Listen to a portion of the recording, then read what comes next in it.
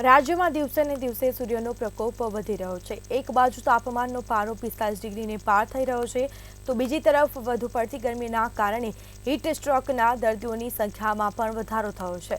ત્યારે અમદાવાદમાં આવેલી અસારવા સિવિલ હોસ્પિટલમાં હીટ સ્ટ્રોકના દર્દીઓની સંખ્યામાં વધારો થયો। સિવિલ હોસ્પિટલમાં ગયા અઠવાડિયે હીટ સ્ટ્રોકના 4 જેટલા દર્દીઓને દાખલ કરવામાં આવ્યા અને ચાલુ અઠવાડિયામાં પણ હોસ્પિટલમાં હીટ સ્ટ્રોકથી પીડિત થયેલ બીજા 4 નવા દર્દીઓ દાખલ થયા છે। હીટ સ્ટ્રોકના કેસમાં ડાયરિયા, વોમિટિંગ અને તાવ જેવા લક્ષણો જોવા મળી રહ્યા છે।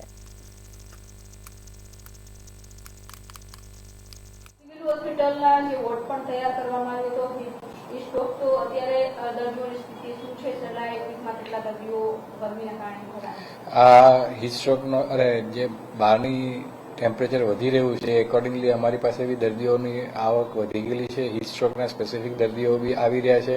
ગયા અઠવાડિયે અમારી પાસે 4 દર્દીઓ હીટ સ્ટ્રોક વોર્ડમાં દાખલ થયા હતા, જે ઉત્તર ડિસ્ચાર્જ થઈ ગયા છે। પણ આ વખતે બી આ અઠવાડિયામાં બી અમારી પાસે 4 પેશન્ટો ચાલુ છે,